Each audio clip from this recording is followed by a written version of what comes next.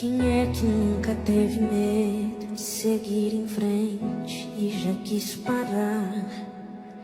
Quem nunca fechou seus olhos e pediu pra Deus fazer o tempo passar?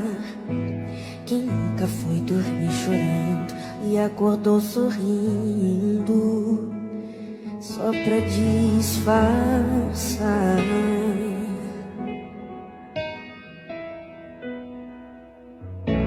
Quem nunca precisou de abraço e quando olhou pro lado ninguém estava lá?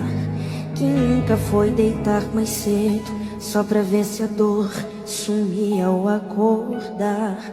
Quem nunca chorou bem baixinho